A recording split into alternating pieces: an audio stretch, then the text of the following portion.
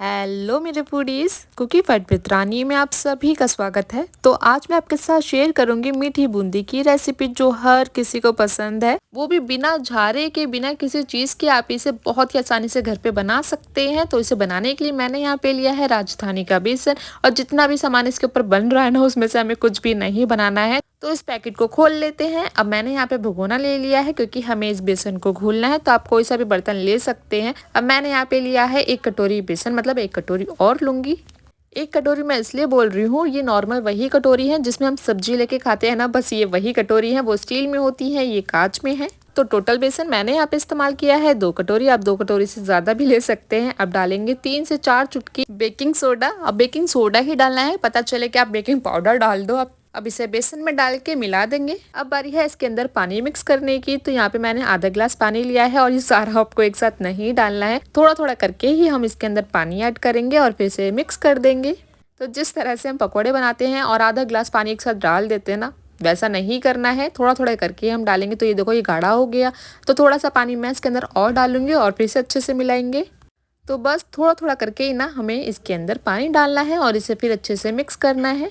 और ये देखो, इसके अंदर अभी हल्के हल्के से दाने भी हैं और ये भी गाढ़ा भी है। तो हमें ऐसा नहीं चाहिए, हमें इसे थोड़ा सा पतला और करना है। तो थोड़ा सा पानी और डालेंगे और फिर इसे अच्छे से मिक्स कर लेंगे।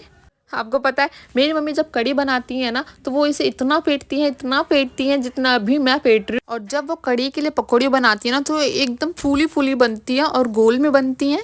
मतलब मैं ना ये सिर्फ बूंदी के लिए ही फेंट रही हूँ क्योंकि मुझे वो बहुत पसंद है। और जब मम्मी कढ़ी बनाती है ना, तो वो इससे ज़्यादा फेंटती हैं। तो मैं कहती हूँ, मम्मी यार मुझसे मत फिटवाया करो ये। अब आपको कैसे पता करना है कि ये बेसन बूंदी के लिए परफेक्ट है या फिर नहीं? तो 1 कटोरी में पानी ले लेंगे। थोड़ा सा बेसन हम पानी के अंदर डालेंगे और ये देखो, ये ऊपर तैर रहा है ना, नीचे नहीं बैठ रहा। मतलब ऊपर तैर रहा है तो मतलब बेसन एकदम परफेक्ट है। अब यहाँ पे मैं बेसन 2 कटोरी में निकाल लूंगी। 1 कटोरी में मैं डाल दूंगी टमाटो रेड कलर, मतलब टमाटो कलर नहीं है, ये रेड कलर है, नाम सिर्फ टमाटो रेड है।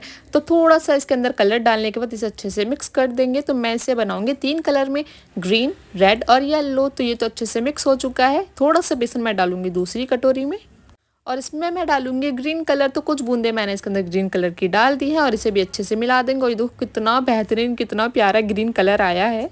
अब सबसे बड़ी मुसीबत क्या आती है कि यार हमें बूंदी तो बहुत पसंद है, हम घर पे भी बना सकते हैं, लेकिन उसके लिए हमारे पास झारा नहीं है। तो हम बूंदी कैसे बनाएंगे? तो इस तरह की कंचली, करछी जिसे बोलते हैं, ऐसी छेद वाली कोई भी चीज़ अगर आपके पास है तो आप उससे बना सकते हैं। या फिर गोल में कद्दूकस होता है जो सीधा होता है, आप उससे भी बना सकते हैं। तो है ना, कितना ईजी घर पे ही बूंदी को बनाना, और झारे की भी चिंता नहीं करने के, झारा नहीं है तो बूंदी नहीं बन पाएगी। तो अब करछी को हम कढ़ाई के ऊपर इस तरह से रखेंगे और थोड़ा सा बैटर हम कड़छी के ऊपर डालेंगे और इस तरह से हिलाना शुरू कर देंगे। और ये देखो कैसे गोल गोल सी गिरनी शुरू हो गई है सारी बूंदी।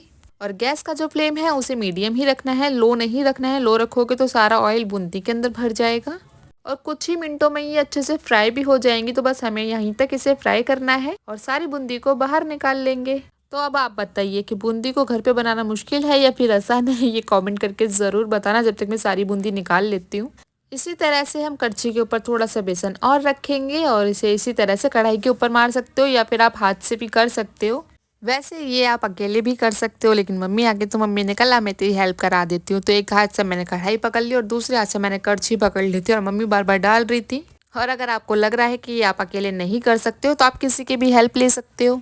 और ये बूंदी तो प्रसाद में भी मिलती है और बिल्कुल ऐसे ही इसके लड्डू भी बनाए जाते हैं। तो येलो कलर में तो बूंदी हमने सारी बना ली है। अब बारी है ग्रीन कलर की बूंदी बनाने की। तो इसी तरह से हमें ग्रीन भी बनानी है जैसे हमने येलो बनाई थी। तो ये मीठी बूंदी मुझे तो इतनी पसंद है कि जब मुझे कोई एक बार देता है ना, तो मैं दोबारा से कहती हूँ मुझे थोड़ी सी और मिलेगी क्या। अच्छा, मीठी बूंदी और किस किस की फेवरेट है मुझे कमेंट करके ज़रूर बताना। और जब आप बूंदी को डालोगे तो इसे तुरंत नहीं छेड़ना है, जैसे ही वो हल्की सी फ्राई हो जाए ना तभी आप इसे छेड़ना, नहीं तो वो आपस में चिपक जाएंगे। तो ग्रीन भी हो चुकी है। अब बारी है रेड बूंदी बनाने की।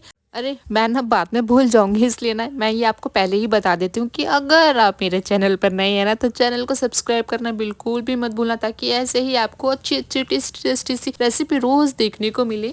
तो सारी बूंदी बनके तैयार हो चुकी हैं। अब सारी ही बूंदी को हम एक साथ निकाल लेंगे प्लेट में। और ये देखो, लग रही है ना एकदम बाहर जैसी बूंदी, एकदम गोल गोल बनी है। और ये आ गई है ग्रीन बूंदी और ये है रेड बूंदी। हम सभी को मिक्स कर देंगे।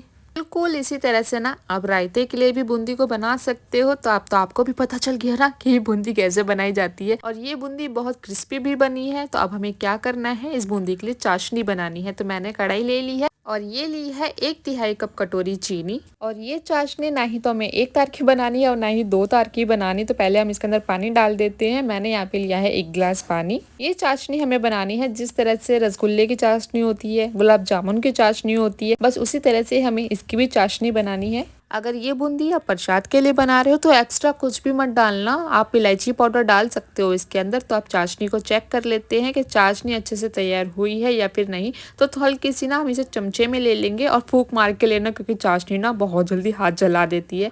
तो ये हल्की ठंडी हो चुकी है और ये देखो, ना ही तो ये 1 तार की बनी है ना ही 2 तार की बनी है। हनी होता है ना जैसे चिपचिपा होता है, बस ये बिल्कुल हमें वैसे ही करना है। तो चाशनी बनके तैयार हो चुकी है। अब क्या करना है, गैस को बंद कर देंगे और इसे हल्की ठंडी हो जाने देंगे। और एकदम गरम गरम में आपको बूंदी नहीं डालनी है। जैसे ही चाशनी हल्की ठंडी हो जाए, अब हम इसके अंदर डाल देंगे कलरफुल सी बूंदी जो बहुत ही प्यारी लग रही है। तो सोचो खाने में कितनी टेस्टी होंगी। अब बूंदी डालकर इसे अच्छे से मिक्स कर देंगे और चाशनी में मिलाने के बाद आपको क्या लग रहा है कि खाने के लिए तैयार हो गई? नहीं, आधा 1 घंटे के लिए ना आप इसे ऐसे ही चाशनी में छोड़ दो ताकि चाशनी बूंदी में अच्छे से चली जाए। तो 1 घंटा हो चुका है और ज़रूरी नहीं है कि 1 घंटे तक ही आपको करना है, 1.5 घंटे भी हो जाएगा तो भी चलेगा। 1 घंटे बाद मैंने प्लेट हटा दी। अब फिर से हम बूंदी को अच्छे से मिक्स कर देंगे और अब ये तैयार हो चुकी है खाने के लिए। अब मेरे से तो रुका ही नहीं जा रहा है, इसको ना एक प्लेट में निकाल लेते हैं पहले। और ये देखो, चाशनी से भरी हुई कलरफुल सी बूंदी आपको कैसी लगी मुझे कॉमेंट करके ज़रूर बताना और एक बार आप भी इसे ट्राई करना।